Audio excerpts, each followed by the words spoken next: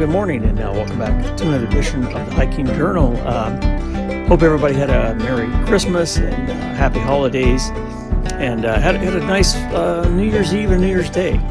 So now that it's 2025, we're going to get into our trip to the Mojave Preserve and our hike up to see the Mitchell Caverns, our long jaunt across the Cima Dome to water our Joshua trees we planted in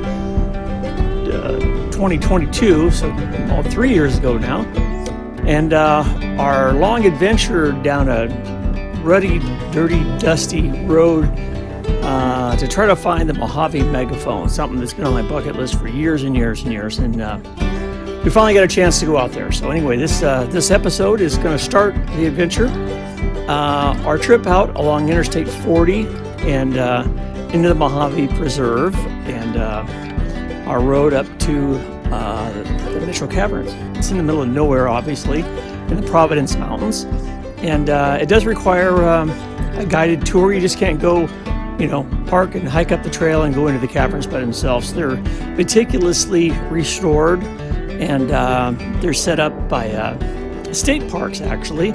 It's not national park, it's part of the state park that actually controls the caverns, and so we did get a chance to go up there and I got a tour and learned some history about the Mitchell Caverns, and we'll get into that here when I get going. And then after that, we have to head all the way back across past hole-in-the-wall campground and get back on the Mojave Road, and we try to find a location to remote camp. Part of the experience of being in the Mojave Desert is imagine the heat in the summer. Well, you don't realize it, but it's actually very, very cold in the winter as well. The last time I was there, it got into the upper 20s. And the wind was 20, 30 miles an hour, and that wind just rips right through all the clothes you have, unless you have a dedicated, wind protective layer. And we damn near froze to death. So we were a little more prepared this time, especially knowing it was going to get down colder than 28. So we had to try to find a location where we could set up our remote camp. There is a couple of campgrounds here and there, but we didn't want to do an open campground because last time we were hole in the wall, the wind was just ripping. So we were not going to do that this time. We learned our lesson. So we tried to find a location, and our location ended up being the Mojave Cross, which we've been there before, and we've camped there before. So we spend the night there, and then the next day we head out to the Hidden Valley Ranch, and we work our way down Aiken Mine Road for what seemed like an hour. It must have been 20 miles down this sandy road that heads through the Cima Dome and through the burnt Joshua trees to try to find our location where we parked to start our 3-mile hike out to the Joshua trees that we planted when we helped the National Park Service reforest part of the Cima Dome. And that turned out to be a little more difficult than we thought because, we had GPS coordinates for it, but we didn't have coordinates for where we parked. At least I didn't. I don't know, maybe Jerry did. But anyways, we made it out there. We ended up heading out to the Joshua trees, took care of that. And it was so cold that day, it started snow flurries when we were out there on the dome. So then we came back and had another car camp at the Corrals, which was sort of along the same road. It was actually near the Mojave phone booth, which is no longer there. And that's a historic site by itself, and I'll talk about that in a little bit. We about froze our ass off that night. It was really cold. It got down to 18 degrees. And then on the last day, we drove back out of the park down Cima Road back to Interstate 15, went through Baker, and got on Basin Road and took another 20-mile jaunt along an off-road trail over the railroad tracks, and followed along the railroad tracks heading a little bit east, and worked our way past an old grave site, and eventually located the Mojave megaphone. So anyway, all of that won't be in this episode. I'm going to split it up into two. So in this episode, we'll probably do the caverns and our overnight camp in the Mojave Cross. If we have enough time, I'll get into the Cima Dome, but I kind of doubt it. So we'll see. This might end up being 3 parts. So anyway, so that'll all be coming up in the next couple editions of the Hiking Journal in 2025. So anyway, well, stick around, and I'll see you on the road up to the Mitchell Caverns off Interstate 40. Anyway, we'll see you in a minute.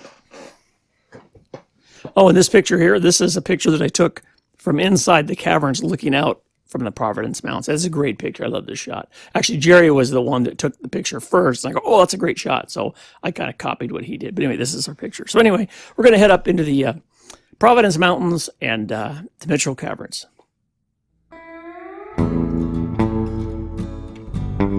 All right, well, we made it, I don't know, about 100 damn miles, it seemed like it, on the eastbound Interstate 40. We're only about 40 miles from Needles, and we got to the Essex off-ramp. And this is the turn in our route that's heading up toward Mitchell Caverns. It's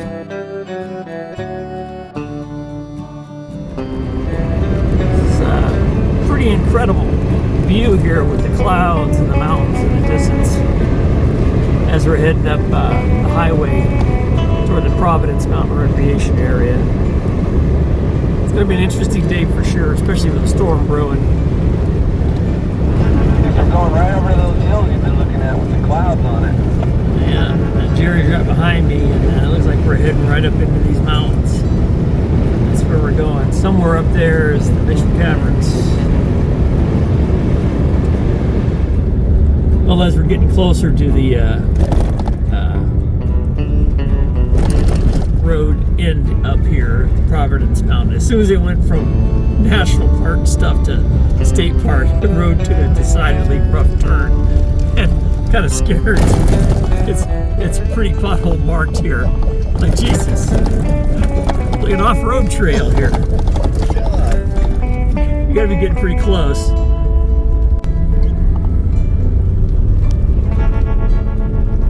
And we're almost to the Mitchell Caverns parking area. It's just right around the corner here, but this road is rough. You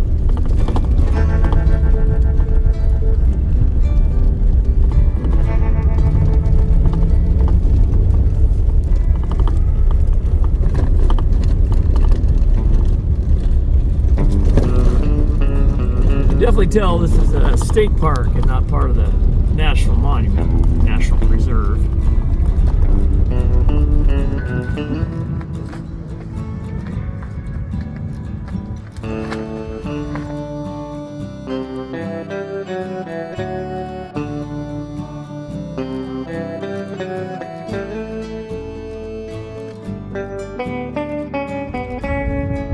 Well, here at the Mitchell Caverns, oh, check out the light, sunlight reflecting as it's working its way down the side of the hill over there.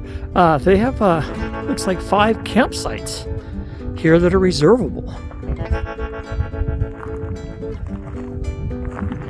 This would be a great spot to camp. What about a tremendous view?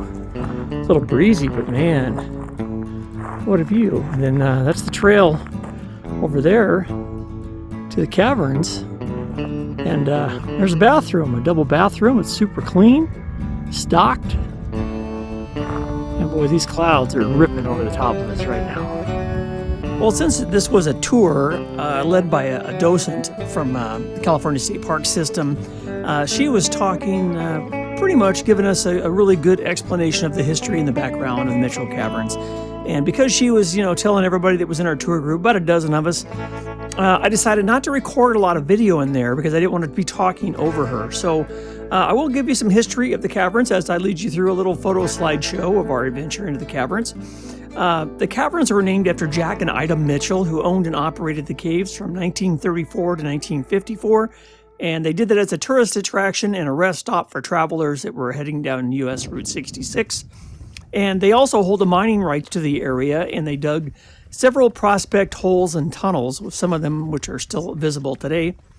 In 1956, they gave it to the state park system, and the surrounding lands became part of the National Park Service in 1994.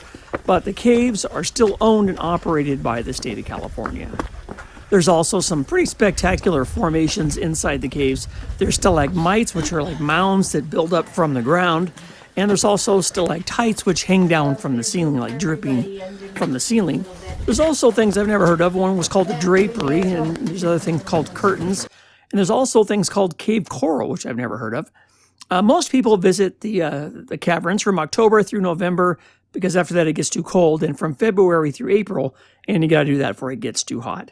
The temperatures inside the caverns vary slightly from chamber to chamber, and we noticed that for sure. They also had inner doors that separated one of the chamber from the other chamber, and that was to keep the bat population from flying from one to the other.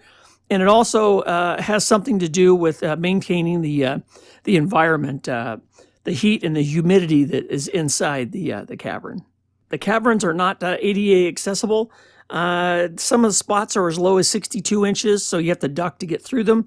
And some are as narrow as 14 inches wide. And there are a few spots where we actually had to turn sideways to squeeze through. So if you're going to visit the caverns, make sure you can fit through those areas.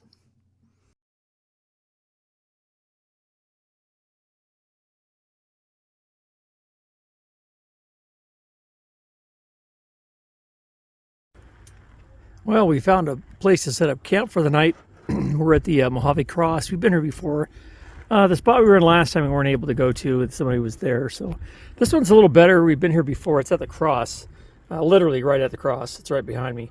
And so I went ahead and fired up my dinner for tonight. I was hungry. I didn't have lunch today, or really breakfast. I just had a couple of energy bars. But it's going to be a gorgeous camp tonight. It's going to get really, really cold. Currently already it's only 4:20 in the afternoon, and it's already down to almost 39 degrees. So it's anyway, this is going to be my setup for tonight. I have my 23-0900 swag. I got it on the cot. I've also got an insulated pad underneath it because it's going to be so cold. I have a 3-inch pad underneath it, so I shouldn't be cold anyway. And plus, being inside the canvas, it should be a lot warmer, but I'll zip that all up tonight when I go to bed. So it should be good. We're going to have a fire tonight. Jerry brought his heater. I brought my stove. So hopefully we'll be able to survive the night and not turn into popsicles. But should be a gorgeous night tonight. Hopefully it'll be nice and clear. We'll get some stars. And hopefully the rain and snow will hold off. There is a chance of snow tonight. Well, we've got our camp established just on the other side of the Mojave Cross. There is a system coming in tonight. Hopefully that doesn't work its way over this way, because if it does, we're going to get snow. It's only about 39 degrees right now. It's only 4:20 in the afternoon, 4:30. So even looking off the distance, pretty incredible. Well, who said it doesn't get cold in the desert, huh? It's like 39 degrees right here, and the wind is blowing. In fact, you can see my little thing on my shirt, on my jacket. I got this is like a 0-degree jacket on, my trapper hat. I need it because that wind's biting cold.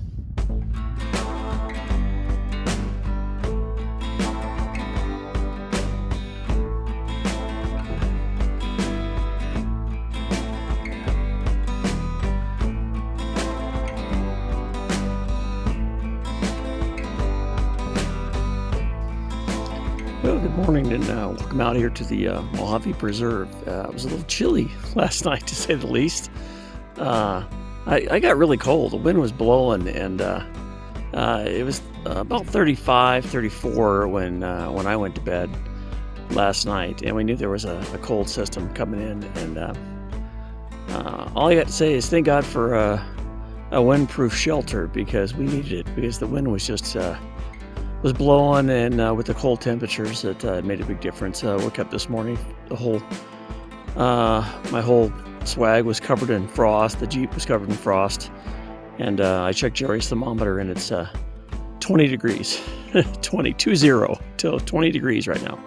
So, but believe it or not, it doesn't seem as cold at 20 as it did when it was 34, because there's no wind. So it's actually not that bad. Just that you take your hands out of your pockets with your little warmers in your pockets, and you'll know it within about 30 seconds. So we're going to not be any big rush today. All we're going to do is drive a few miles from here out to the ranch, the Hidden Valley Ranch, and then we're going to work our way down to the side of the Cima Dome and take some water out to water some of the Joshua trees we planted a few years ago. So that's going to be interesting. Dave's going to get to see his dad's Joshua tree that we planted in his dad's honor. And that'll be a fun, exciting day. And I'm hoping it won't be as cold today. I'm hoping it'll probably be upper 40s, I think, which would be actually a good temperature for hiking, and especially carrying all the water we're going to carry. So hopefully it'll be a good day. I'm going to have a nice hot breakfast, get some hot coffee going, and enjoy the Mojave Preserve. Just a few miles from Baker and about an hour from Vegas. How you like that, huh? Well, anyway, everybody's making fun of my jacket. They say I look like Shackleton, an Antarctic voice, but I tell you what, it comes in handy when it's cold. Well, anyway, let's go get some breakfast. Well, good morning. This is the Mojave Cross. I climbed up here at the top of this big rock outcrop in the Mojave Desert, and this cross was erected many, many years ago in honor of all those military servicemen that died in battle. In wars over the years, starting in World War I, there was a big controversy over this cross. I did a video on it. Basically, in a nutshell, separation of church and state. They didn't want this cross, symbol of Christianity, on top federal land. There was a group that protested, and so the guy that initially erected it did a smart thing. He had a piece of land. It was actually inside part of the preserve. He traded it. So he bought this piece of land, gave up his piece of land, and exchanged it, and the National Park Service agreed with him. So now this is private land, not part of the national park or part of the national preserve, and that's what allows him to maintain this cross. For years, people were vandalizing the cross, covering it up with plywood, and doing a whole bunch of strange things to it, but now it looks like it's in good hands. The Veterans of Foreign War come out here and they take care of it. They have annual ceremonies to honor its erection, and people come out here from all over the world to honor it. So it's also a great place to camp. It's 20 degrees here at the cross, and today's going to be a good day. We're going to be exploring the Cima Dome. That'll all be coming up in a little bit. First, I got to get my coffee, got to get my breakfast going because it's cold. It's only 20 degrees. I'll tell you what, the sun coming up over the hill feels good. Well, this is our view from our Mojave Cross campsite. That's Teutonia Peak. There's a trailhead about a quarter mile to the right of us. That's the cross. Well, I'm going to try to make some coffee this morning. Everybody's still asleep, so I really don't want to get in the Jeep and wake Dave and Jerry up. So I forgot I had my little MSR Pocket Rocket 2 stove and my old vintage SIG kettle over there, a little pot. And inside there I had my stove and a fuel canister and some coffee. So I want to do some Avalanche caramel latte coffee. The only thing that was my cup is I must have had a little bit of water in it. There's about 2 inches of solid rock frozen water in the bottom of it. Luckily the water wasn't frozen because, strangely enough, it was inside the ice chest, and that's what kept it insulated. So anyway, so once this gets boiling, I want to drink me some coffee and find me a place to sit in the sun and enjoy the sunshine and warm up a little bit. It's still in the low 20s, but the sun feels real good right now. Well, good morning. Everybody's finally up and awake. We found out by looking at the Jerry's thermometer. When I got up at 6:45, it was 20, but we checked the overnight low. The overnight low, believe it or not, was 18.5. So, but now with the sun coming up, it feels great. I don't even have a jacket on right now. I'm gonna adjust my volume here. Anyway, I'm going to be making Mountain House biscuits and gravy this morning. I've already had 2 cups of coffee, so this actually sounds pretty good this morning. All right, well, we made a turn off of Cima Road, and now we're going to Valley View Ranch, which is an old abandoned ranch. There was a sign at the headquarters that said no Jeeps, but we know for a fact that this is the Valley View Ranch because we've been here before. And right ahead of us is the National Park Service sort of headquarters for the tree planting. We've been there before. And I also got an email from the guy that's in charge of the planting that said we were fine to drive down the road and head on out to water the Joshua Tree. So this is the Valley View Ranch, and we're going to be heading on. This is a lot of the burn area. In fact, there's nobody even here. Yeah, they do have bags of something over there. Let's find out. All right, straight or left? Left. Okay, now we're straight or left? Straight. Straight. All right, so Jerry's the navigator today. He's got the directions on Gaia. Hey Jerry, how far is it from here to where we parked? Do you have it on there, or we just kind of figure it out when we get there? I think it was about 6.3. Okay, 6.3. I thought it was a ways. It took us like 25 minutes because you're not driving very fast. Yeah, we had some slow pokes in the wagon train, I think, too. All right, so we're heading down. Does it say if this is a named road? Yeah, this is called Aiken Mine. So this is Aiken Mine Road. So this is going to be heading out toward the Cima Dome, and we're actually on the dome. And off to the far right, you probably won't be able to see it, is Interstate 15 heading to Vegas, and Baker will be over that direction as well. And we're going to be heading kind of south and west from this angle. So in about 25 minutes or so, we'll be at the parking area, and we can get loaded up with water to go water the Joshua trees that we planted a couple of years ago. We are actually driving on this road heading south, and to our right is actually, we're actually on the dome, on the Cima Dome right now. So we're looking south, and see if I can spin this camera around a little bit. You can see down below me to the right, that's heading out toward Baker and Interstate 15. And now you can see what the fire from a few years ago has done to the vegetation here. It's pretty much destroyed everything. The dome, you would think, would be like a giant volcanic mound. It's not. It's very subtle, and I didn't even know you were on the dome until you get down off like Interstate 15, and if you're heading northbound toward Vegas and you look off to your right, you'll see the slight dome appearance from a distance. And you can also tell on the topographic map, because you can see the concentric rings that are initially at the bottom really far spaced apart, and as they get a little closer together as you get toward the center of the dome, but it's very gradual. So it's not like you would think. It's not a cinder cone where you would think lava would flow out of the top like you would see in other parts of the Mojave Preserve. And that's what makes this area unique. So we're going to be heading out here, and hopefully here in about 15 minutes we'll find a nice spot to park. We'll get our GPS locations back from where we parked a couple of years ago, and we'll load up our backpacks and head left up to the top of the dome, or near the top of the dome, and work our way further south about 3 miles to the location where we planted the Joshua trees. Hopefully they're still intact. All right, well, we have reached the corrals, which is a spot that we remember driving by last time.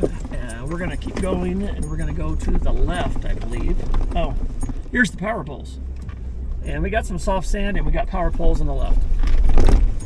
And we are turning left and going along the power pole road, right? Yes. Oh, yeah, I see the big hard turn. Yep. Okay, so this is it. This is our turn. We're going to be following the power line road here, or whatever this is. Some of these are actually phone lines, not power lines. So we're going to be going down this for a little ways, not too far. And then off to the left is going to be like a Jeep trail. You can see the double lines where the vehicles back in the day, an old Jeep trail, head off to the left. And that's going to be our starting point of where we're going to start hiking out to water the trees. So coming up here in a few minutes, I guess they fixed the power poles. The phone poles, there was a couple that were snapped off last time, so I'm sure they've got crews out here and they've taken care of that for us. So Jerry's got an eye on the GPS, and he has the location marked, so we should be arriving here pretty soon. That's the spot I had marked to go to, so I guess I marked the wrong spot, but I remember being down here, so I fishtailed a little bit in that sand. No, getting a little slippery. Well, we finally reached our designated parking area off Aiken Mine Road, which is where we're going to be parked to head up onto the dome. You can see the dome now. You can see the there's a road. There's an old Jeep trail that goes that way, just to the right of Jerry. And we're going to be following that road out a ways, and we're going to be making a right. And we're going to be heading that direction, about 2.7 to 3 miles that direction. That's where the Joshua Tree planting location is. But in the meantime, we've got a whole bunch of water we got to put in our backpacks. So we've got 1, 2, 3, 4, 5, like 6 gallons of water plus 2 1-gallon bags. Plus I've got that beast right there, which holds 6 gallons, which I'm not going to be carrying all of that. That's going to fit inside this old external frame backpack I picked up at a thrift store. Perfect for carrying water. So we're going to do a carry of probably at least 4 gallons a piece, or 3 gallons a piece. And we'll have lunch out there on the dome and then work our way back. What a gorgeous day.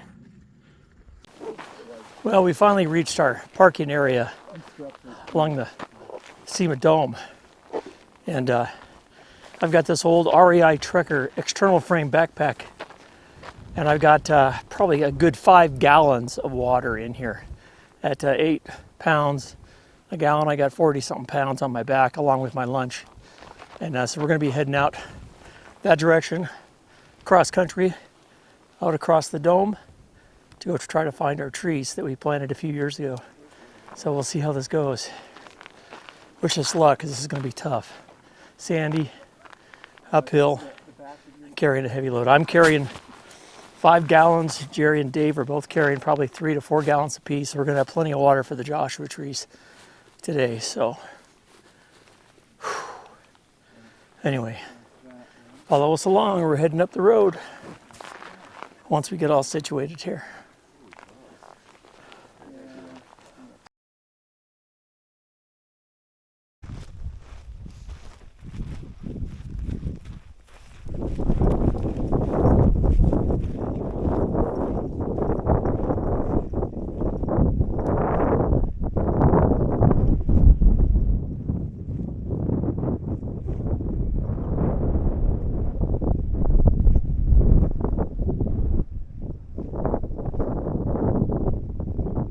Well, we finally made it out here to the dome.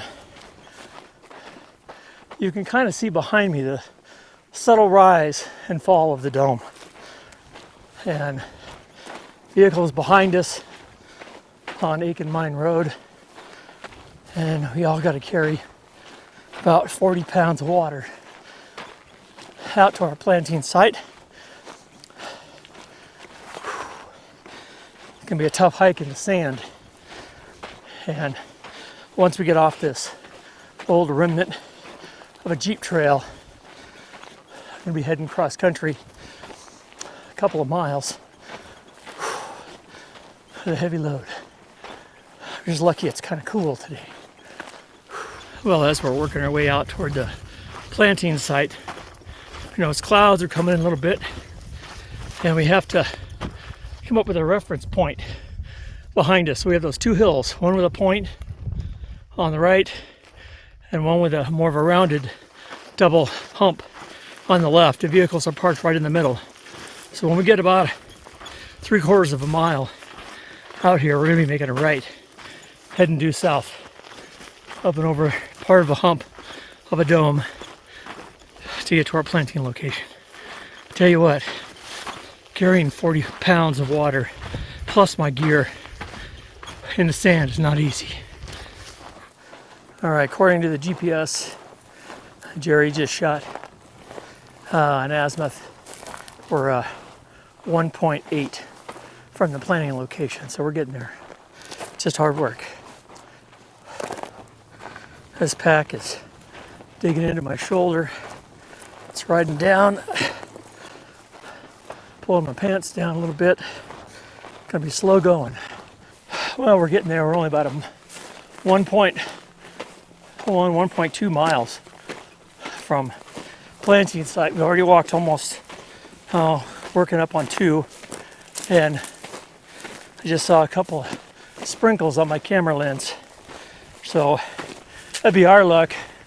We carry 20 gallons of water out to the site, and it's raining. But I don't know, I'm getting really tired, and it's really digging into my surgically repaired shoulder. So the sooner we get there, the sooner we get to dump this load and have lunch, and it'll be a nice, easy 3-mile hike back with no water, except for, you know, a quart that we'll keep for ourselves. We're getting there, slowly but surely. Well, according to the GPS that Jerry's keeping track of, We're a half mile from the planting location. So, sun is playing peekaboo with us here. And this pack is totally digging into my shoulder. So, I'll be glad to get this thing off. That's for sure. Half mile can't come soon enough. And I hope we get to dump our water, have lunch, and start heading back before the rain comes, because I left my rain shell in the car. Anyway, so we're getting there. Slowly but surely. One sandy step at a time. All right, it's getting really dark. And it's actually raining over that direction. We're 0.3 of a mile. So we're getting there. Well, we're at the side of the Joshua Tree planting and we cannot find a cage anywhere. Can't find the Joshua trees, we can't find the cage, and my GPS and Jerry say they're here. So I remember when we were here, even when we planted them, we couldn't find the cages until you were right on top of them. There's got to be cages around here, because even if the Joshua trees didn't make it, the cages would still be here. We can't find the cages, and my GPS matched the coordinates of Jerry's. Both brought us to the exact same spot, so either we're both off or we're blind. I haven't seen any. It looks like the area we were at too, because I remember when we were here, we could see the Kelso dunes in the background. So it's in this area, but we're just not right on it. I want to keep scouring the area when we got a couple of hours to look. It would really suck to come all this way with all that water and not find them, you know what I mean? Well, that reminds me of the email that I got from the National Park Service before I came out here. And it kind of rings a bell a little bit. It said in the narrative of the email, it said, as for the plants to water, the success of our plants from the first couple of years were highly variable due to some of the tests we were conducting on how to best plant the trees. So you might not see as many trees as you planted, or for some groups, none at all. If that's good for you, you're still welcome to come out and water the Joshua trees. All right, well, this is the side of Dave's dad's tree, and there's no tree there. That cactus right there is not it. None of the cages are here. That's the clip that held down the cage, and that's the hole. And just for reference, which we dug open, a line of sight to see what's behind it to the left and to the right. There's another tree that we planted that is still here. We're going to go look at that one. All right, this Joshua tree is the one I planted. I named for my wife, of all things. It didn't have a cage, but it did have a tag. So we're going to see if we can find it.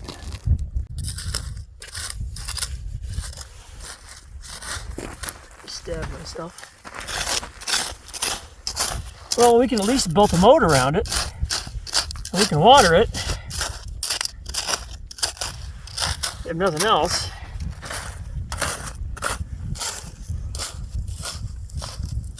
be surprised if they found the tag here.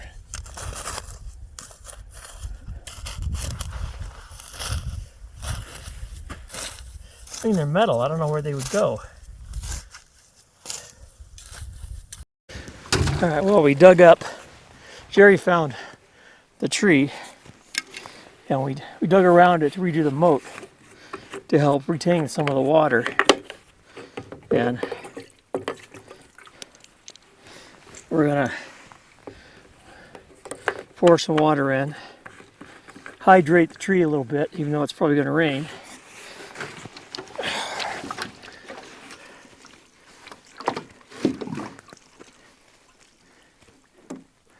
We'll water it a few times because I got to get rid of this water anyway. We're going to try to find some more trees that are still alive that we planted. Let that soak in for a minute. It's over 2.5 years ago. Was it 2.5 years? I think it's March of 22. Yeah.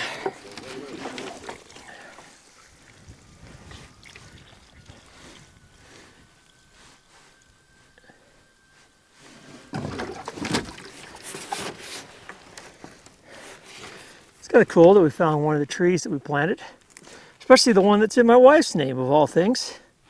But there's another, what, 6, 8, 10, 12 trees you planted 6, right? It was 6 of us, and each one planted. Yeah, I guess so. So there's got to be some more here that are still alive. We thought it was odd that there's no cages anywhere. All the cages have been removed. All the tags have been removed, which we don't understand why. But we do have GPS coordinates for this one.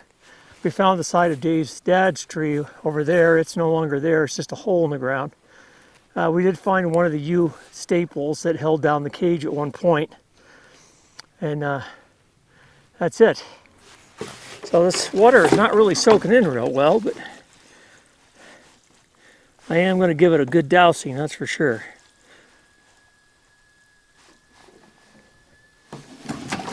I don't want it to run out of the moat. Might give it one more shot. That'll be enough. We got to save this for some other trees. Now we got to go hunting. There's got to be some more live trees around here from 2 years ago.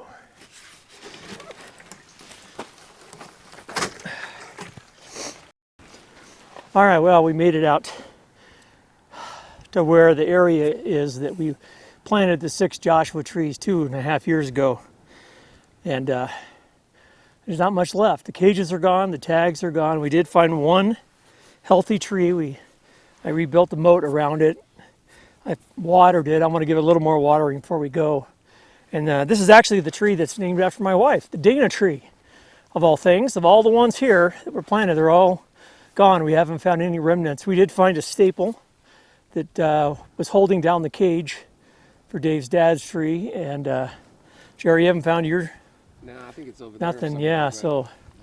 But it's getting colder by the minute, and there's some seriously dark clouds around. So I think after we get our lunch, you know, hopefully we'll be able to make it back to the vehicles and get out of here before it dumps on us, or it snows on us. You never know. Yeah. So anyway, a little more watering to do. We also got to empty our cans that we brought, our other jugs of water. So we're going to have to, even though there's no Joshua trees that are small like this to water, we are going to find some healthier plants to water since we brought it out here. And then we got to hump 3 miles back to the car and then drive another 40 minutes back to the highway. So anyway, that's all from the Mojave National Preserve out here on the Cima Dome, which is just to the left of us here. So anyway, good luck, little tree. Keep growing, man. Keep growing. Godspeed.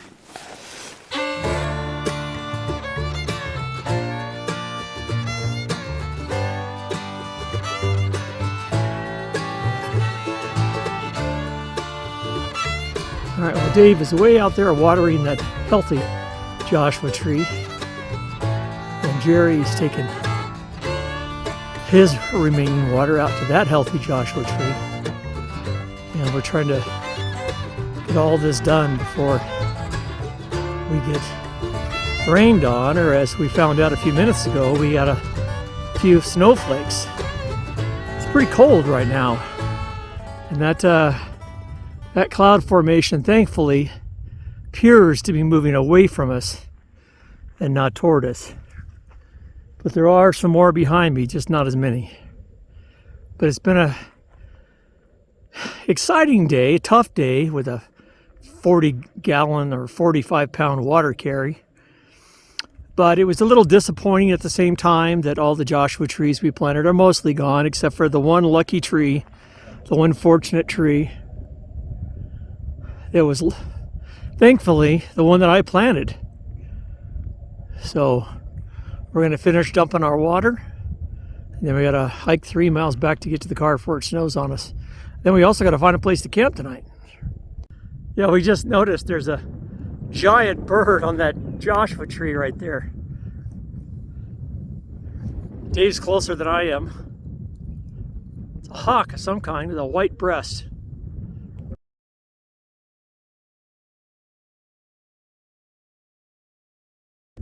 All right, since I put plenty of water on the tree over there, I had about, I don't know, a gallon or two left. So I came over here to this, which I saw growing at the base of this Joshua tree. Looks like fresh sprouts. So there's a fresh growth right there. So I watered that really good and watered this over here with the remaining water that I had. So good luck to this offshoot. Hopefully this will turn into be another gorgeous Joshua tree. We'll get there one tree at a time, I guess, out here in the Mojave Preserve. Well, we're working our way back from watering. Our packs are empty, and we feel good that we've managed to accomplish what we set out to do. It was a little bit of a letdown that more trees did not survive, but it wasn't for lack of our effort during the planting stages or the watering stages. It's about 3 o'clock, and temperatures dropping for sure.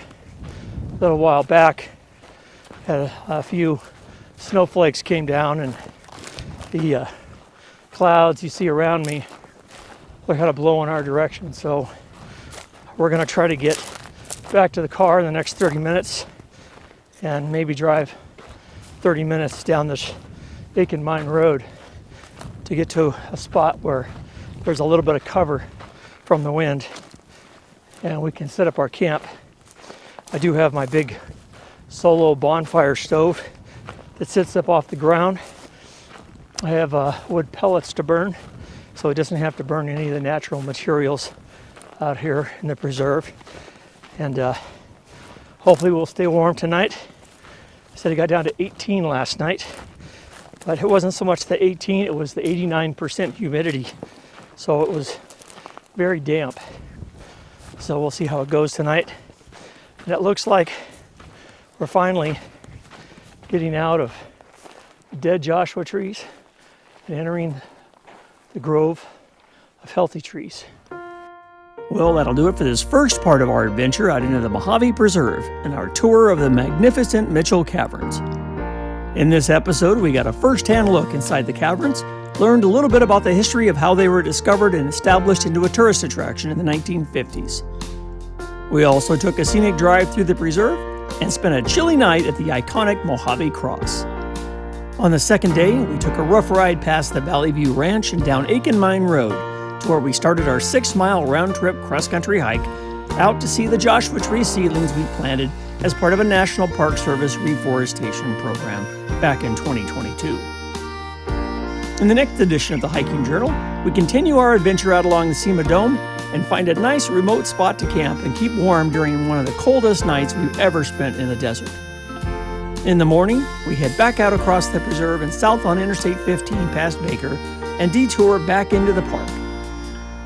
Here we go off-road for almost 20 miles and work our way out over the Burlington Northern Santa Fe Railroad tracks and try to locate the infamous Mojave Megaphone. All of that will be coming up in the next edition of the Hiking Journal, the Mojave Megaphone. If you have any questions or comments about this or any other edition of the Hiking Journal, please feel free to drop me a note on the channel. Also, don't forget to hit that like and subscribe button to get the latest updates of the journal when I post them. Once again, thanks for watching, and I'll see you down the trail.